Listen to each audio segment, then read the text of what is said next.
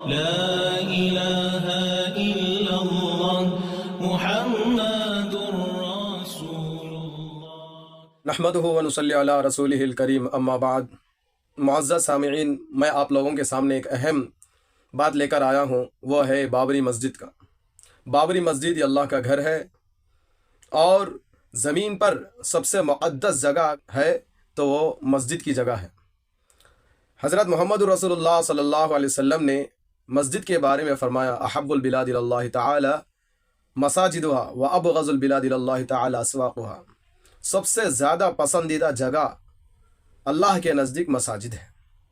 और मस्जिद के बारे में हमारे नबी हज़रत मोहम्मद सल्लल्लाहु अलैहि वसल्लम ने फ़रमाया, जब एक मर्तबा इस ज़मीन पर मस्जिद बनाई जाती है तो वह क़ियामत तक के लिए उसी जगह मस्जिद रहेगी और मस्जिद का कोई बदल नहीं रहेगा। जो मस्जिद हमारी थी उसको नाहक छीना गया, नाहक हमसे जुल्मन वो चीज़ ले ली गई है। ताकत के बलबूते पर आज हमसे मस्जिद छीनी गई है। इंशाअल्लाह एक वक्त वो भी आएगा, अल्लाह उसको दोबारा मस्जिद बनाएंगे इंशाअल्लाह। अब हमको करना यह है कि ये जो हुआ है ये हमारी ही गफलत की वजह से हुआ है। मस्जिद को आबाद रखना ये हमारा काम है, क्योंकि अल्लाह कुरान में इरशाद फरमाता है, इन्नमा यअमुरु मसाजिदल्लाहि मन आमन बिल्लाहि वल यौमिल आखिर। अल्लाह और आखिरत के दिन पर जो लोग ईमान रखते हैं वही लोग मसाजिद को आबाद करते हैं। हम लोगों ने मस्जिद को आबाद करना छोड़ दिया और उस पर नापाक नज़रें पड़ने लगी और वो मस्जिद हमसे निकल गई हाथों से। अल्लाह माफ़ फरमाए, अल्लाह माफ़ फरमाए। इस पर हम तौबा व इस्तिग़फ़ार करें। लेकिन जो मस्जिद हमारी छीनी गई है वह नाहक छीनी गई है। इससे हम गाफिल नहीं रहना चाहिए, इससे हम नज़रअंदाज नहीं करना चाहिए। तो हम जाने इसके बारे में, मस्जिद के बारे में हम जाने बहुत ज़रूरी है। यह मस्जिद हमसे कैसे छीनी गई इसके बारे में जानना हम मुसलमानों का काम है। ऐसे कहा जाता है 30 करोड़ मुसलमान, शायद ही कुछ लोगों को मस्जिद के बारे में मालूम है, बाकी 20-25 करोड़ लोगों को मस्जिद की तारीख ही नहीं मालूम। तो हमको चाहिए कि मस्जिद कब बनाई गई है, कौन बनाए हैं और कितने साल उसमें नमाज पढ़ाई गई है, ये सब चीज़ें हमको जानना ज़रूरी है। इसी से मुताल्लिक़ मैं आप लोगों के सामने कुछ बातें लेकर आया हूँ जो कि सुप्रीम कोर्ट ने इस बात का ऐलान किया है। यानी ऐसे बातें हैं चंद जिसका सुप्रीम कोर्ट साफ ऐलान कर दिया है, जिससे हमको समझ में आता है मस्जिद पहले थी और मस्जिद में नाहक उसमें बुत रखे गए, मस्जिद नाहक तोड़ी गई और मंदिर तोड़कर मस्जिद बनाई गई, ये साबित नहीं कर सके।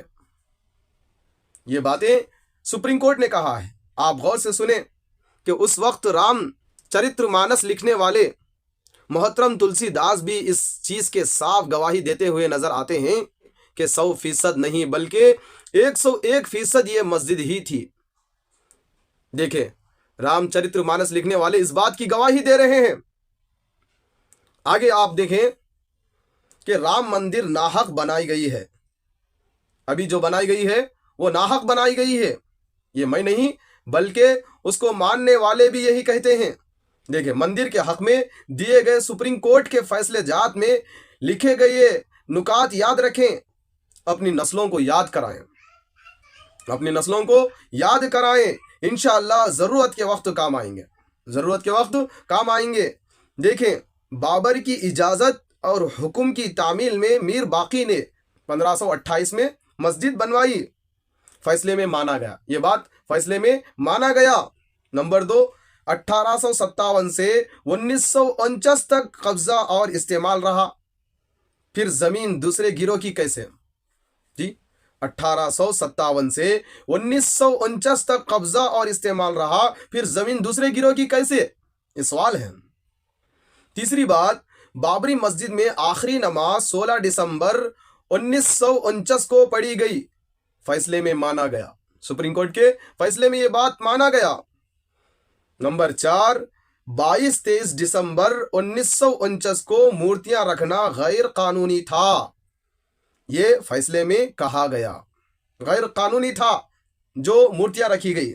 कब? 1949 को मूर्तियां रखना गैर कानूनी था, ये फैसले में कहा गया।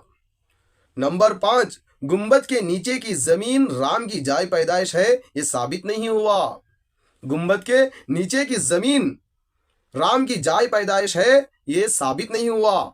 नंबर 6, जमीन पर दावा मियाद के अंदर है, जिस पर अब फैसला नजर सानी के लायक है।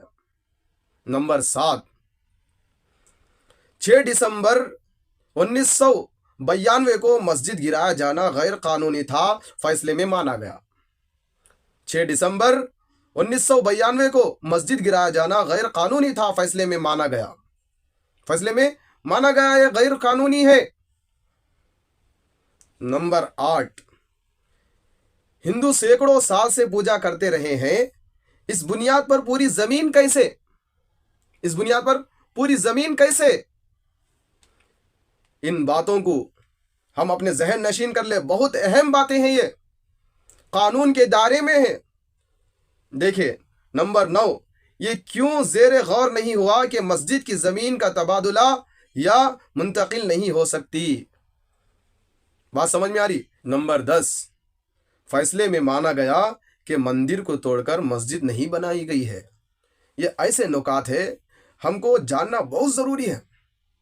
हमको मालूम नहीं सुप्रीम कोर्ट की तरफ से क्या बातें बताई गई है, अवाम की तरफ से क्या बातें पेश की गई है, ये बातें हम जानना बहुत जरूरी है। अगर हम नहीं जानेंगे तो हम अपने हक को कैसे तलाश करें, हम अपने हक को कैसे तलब करें, हम अपने हक को कैसे हासिल करें? ये उसूल के दायरे में है और सुप्रीम कोर्ट जो कहा गया है, सुप्रीम कोर्ट के फैसले में ये बातें कही गई है, तो फिर मस्जिद को उनके हवाले कैसे करें? इसलिए मेरे मुअज़्ज़ज़ सामीईन, इन बातों को गौर करें और ज़हन नशी करें, इन बातों की तालीम अपने बच्चों को भी दें। अल्लाह पाक हम सबको दीन इस्लाम पर कायम दायम फरमाए और आखिरी सांस तक अल्लाह का हुक्म नबी सल्लल्लाहु अलैहि वसल्लम के तरीक़े के मुताबिक ज़िंदगी गुजारने की तौफ़ीक़